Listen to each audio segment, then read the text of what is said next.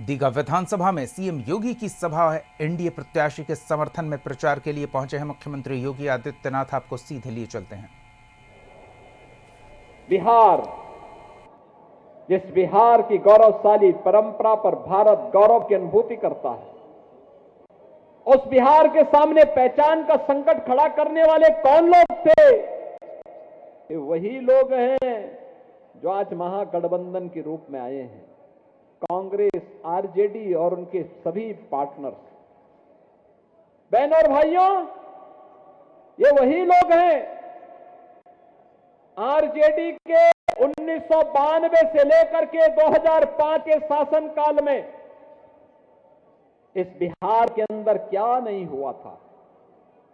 बिहार के अंदर जातीय संघर्ष, लगभग 6 दर्जन बड़े जातीय नरसंहार की घटनाएं घटित हुई थी बिहार में।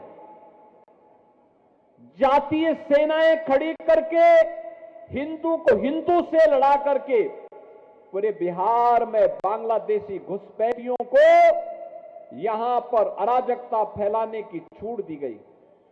हिंदू को हिंदू से लड़ाने और दूसरी तरफ तुष्टीकरण की पराकाष्ठा पे चलते हुए हर माफिया को अपना शागिर्द बनाने की घोड़ बिहार के अंदर जो 1992 से लेकर के 2005 के बीच में प्रारंभ हुई, इसने बिहार के सामने पहचान का संकट खड़ा किया।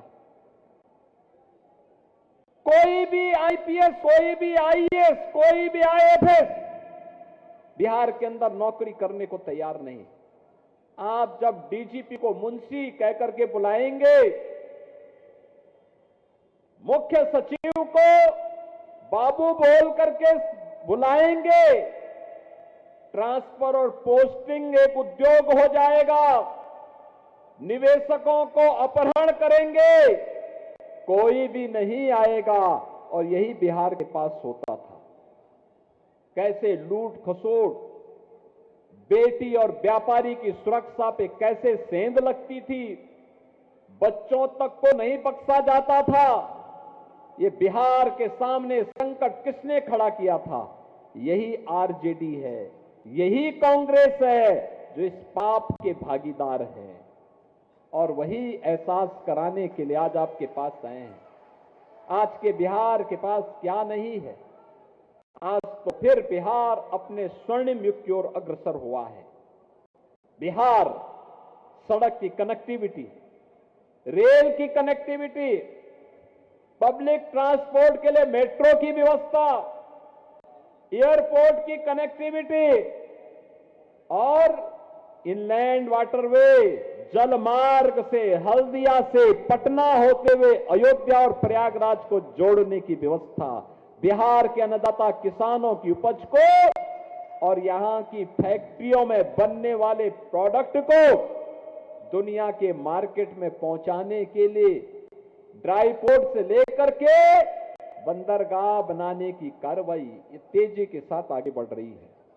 आज बिहार एनआईटी है, आईएम है, एम्स है, मेडिकल कॉलेजेस की श्रृंखला है, इंजीनियरिंग कॉलेजेस की श्रृंखला है।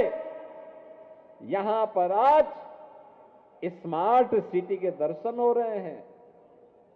यही सिटी डेवलप हो रही है।